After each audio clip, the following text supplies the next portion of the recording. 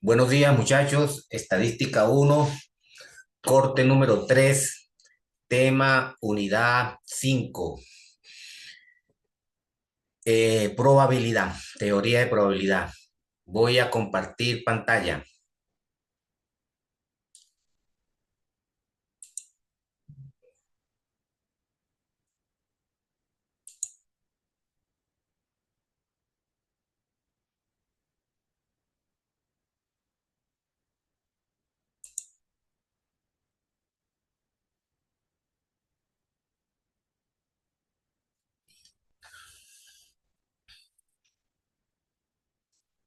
Introducción a la probabilidad.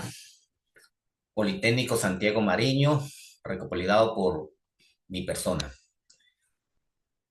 Debemos de recordar que el año pasado, cuando empezamos a ver el tema estadística uno, el primer tema fue estadística descriptiva, en la cual se hablaba del histograma, de la frecuencia absoluta, de la frecuencia relativa, de las medidas de tendencia central. El último tema es el que denominamos probabilidad. Entonces, para comenzar a hablar de probabilidad, tenemos que analizar el fenómeno de, de qué casos caen dentro de la probabilidad.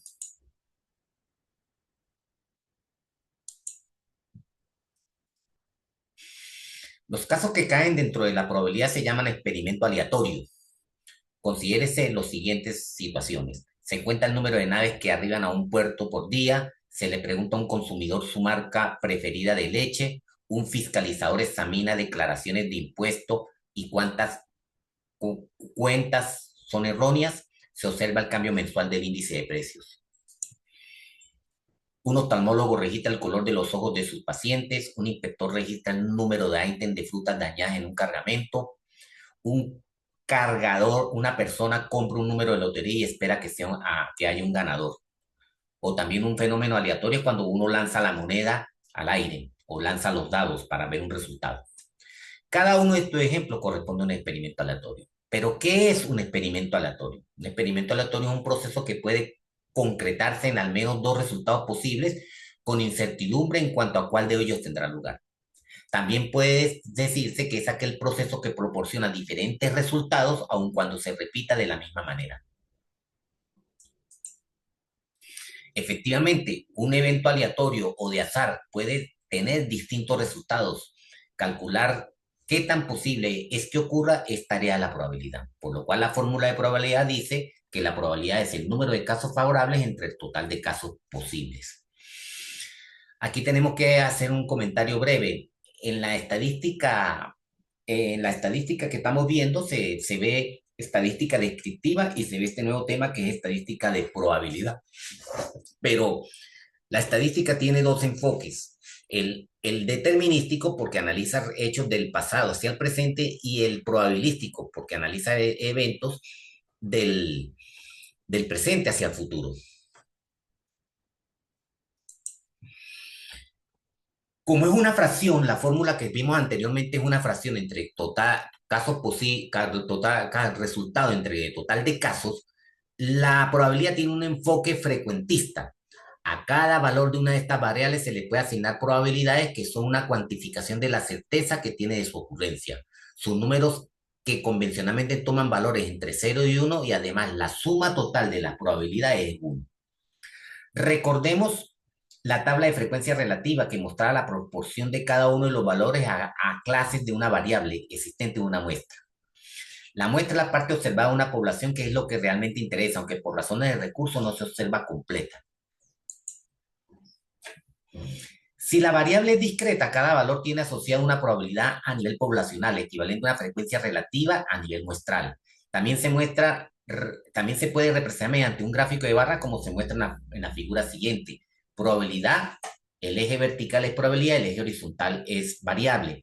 Cuando estábamos hablando de estadística determinística, el histograma era la frecuencia relativa entre la variable. Aquí, como pueden observar, la variable discreta toma valores exactos y lo que vemos son puntos o líneas cementadas.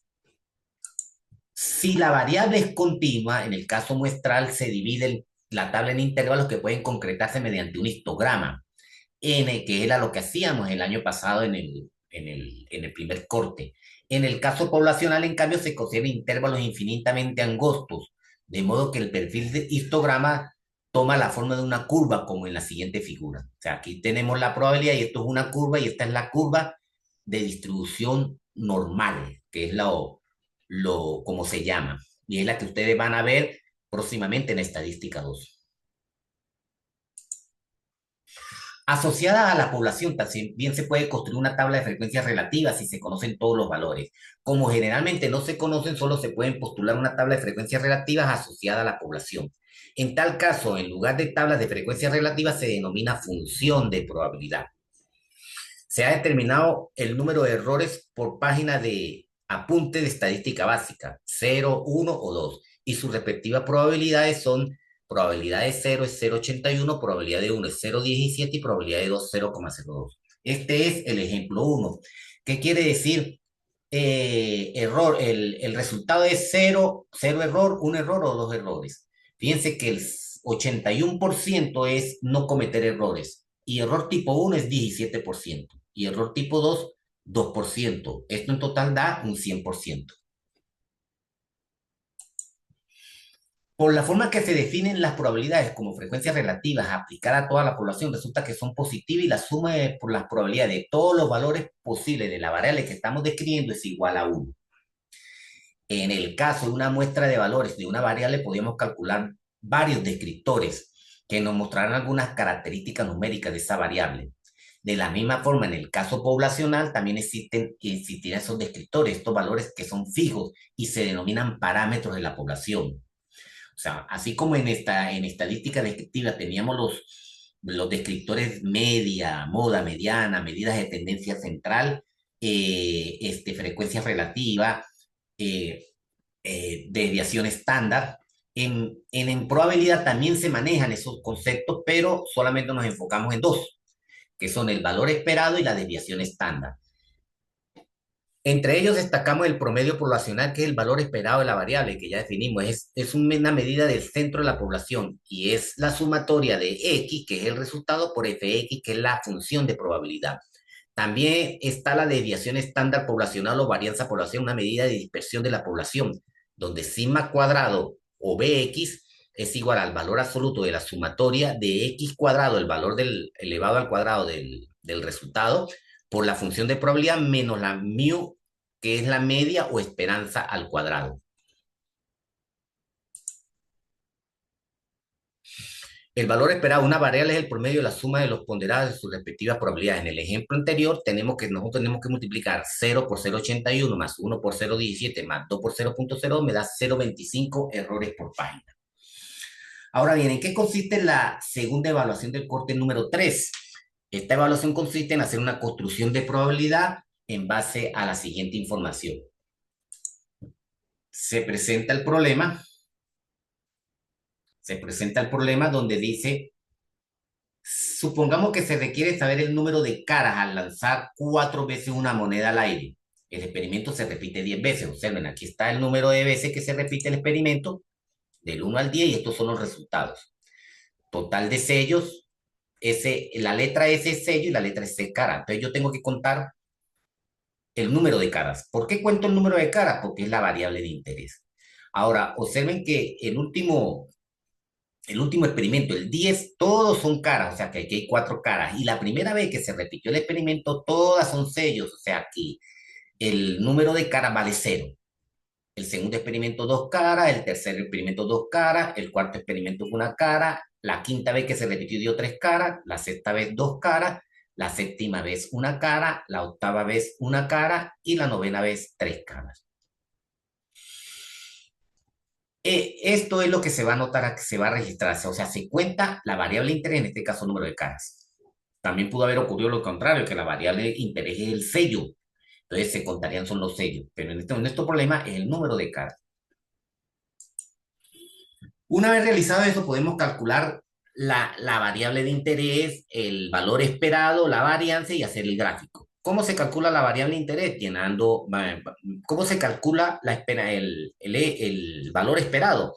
Llenando la tabla de frecuencia. O sea, yo tengo el número de caras que son 0, 1, 2, 3, 4 porque el experimento se repite 4 veces, y entonces lo que hago es contar el número de ceros, el número de unos, el número de dos, el número de tres y el número de cuatro.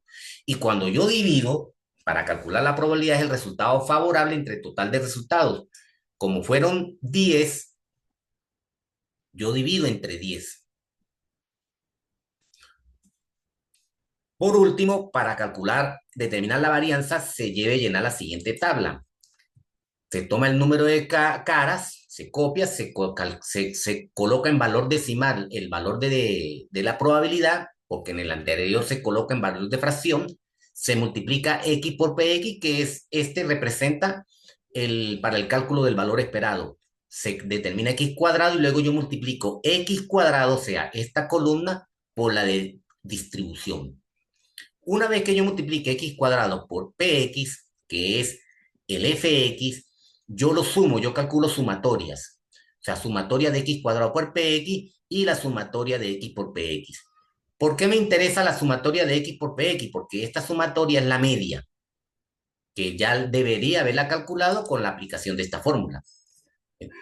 Y la sumatoria de x cuadrado por px, ese resultado es el que le voy a restar la media al cuadrado para que me dé la respuesta de la varianza.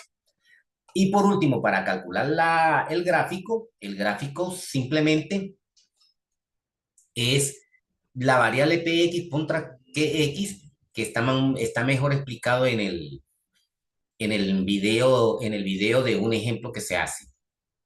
Voy a dejar de compartir pantalla. Voy a volver a compartir pantalla para mostrarles una forma del gráfico.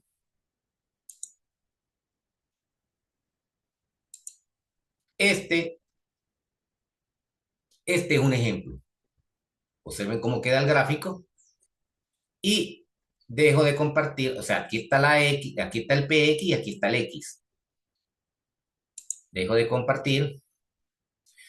Con esto doy por finalizada mi presentación. Muchas gracias por su atención. Espero que todo salga bien.